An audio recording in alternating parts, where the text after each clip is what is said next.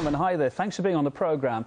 Glad we got you now online. Gaddafi loyalists have retaken Bani Walid, as we've been reporting earlier in the programme tonight. How much support is there still for the former regime?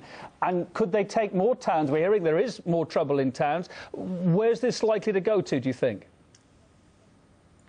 Well, the thing we have to remember about the Gaddafi regime, or any kind of regime, that it isn't simply about the people at the top. There are people, their supporters on the ground, lower levels, mid-level officials and so on. And I think quite a few of them would have been thrown to the winds after the fall, after his death, and now are regrouping. And of course they represent to a certain extent a section of the population that now wants to find its voice. And what happened in Bani Walid took everyone by surprise, but in a sense you can understand it, because it's also a certain amount of regionalism, a certain amount of tribalism. So, you know, the people, the NTC forces, when they walked into or marched into Bani Walid, would have had to have faced the local population. Now this local population seems to have thrown them out. And is this a sign of things to come for the NTC? Yes, very much, because this is one aspect of the story. And of course, last week, the centre of the revolution itself, Benghazi, saw a very violent, well, quite violent demonstration of about 2,000 people who stormed the offices of the NTC, who smashed up the computer equipment, had a riot, because there is extreme unhappiness about what some people are describing as the hijacked revolution. That is, when the West intervened, it also took control of the process. And now people are saying, well, you know, this is not what we wanted. Where are the reforms and so on? So there seems to be quite a lot of unease and unhappiness taking place in Libya at the moment. And could this as well be some reaction to that report last week that we saw Middle East human rights groups giving extensive evidence of war crimes carried out in Libya? They say by Allied forces during last year's war. This report instead of following the UN mandate to protect civilians, NATO bombed schools and private homes. Is this reaction to that some kickback as well, do you think? Most definitely. I mean, it's a truism, but there's no such thing as a clean war, and civil wars are the most brutal affairs. And so you can imagine NATO, well, you don't need to imagine it, NATO really pushed the envelope. I mean, they broke the resolution. They were there to defend civilians. That was the mandate. And they essentially became the rebels' air force. And so they were attacking in you know, almost total annihilation of Sirte.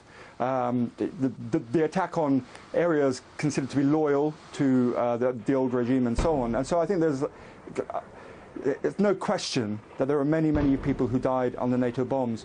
If I can just say, there was one incident very early on where the rebels themselves were pleading with NATO not to attack various bases around Tripoli because they were full of political prisoners. And many of those died as well. So it was very messy, very brutal, and I think there's quite a lot of acts of revenge taking place as well. And Simon, this report claiming the West got involved in the war to oust Gaddafi and, crucially, get hold of the oil. Well, if that's the case, how legitimate is the NTC anyway, if it's been installed by the West? But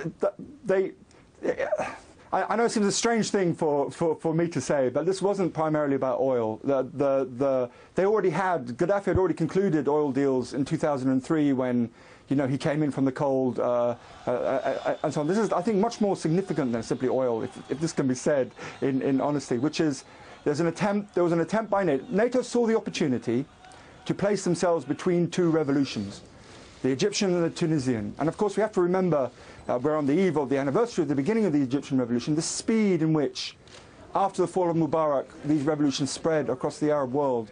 And so, you know, the panic, I think, inside of the West, and globally, to be honest with you, about what was taking place inside the Middle East, here was an opportunity for them to hijack this revolution, which they have managed to do. But the thing about revolutions is they're not simply passive events.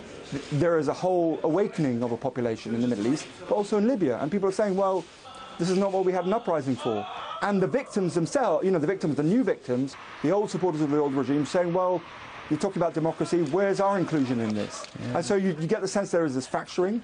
The new electoral law is very, how can I put it, has made people very, very unhappy. It seems there's a reintroduction of tribalism and patronage networks and so on. And so, you know, there is a lot of disquiet in every corner of Libya at the moment.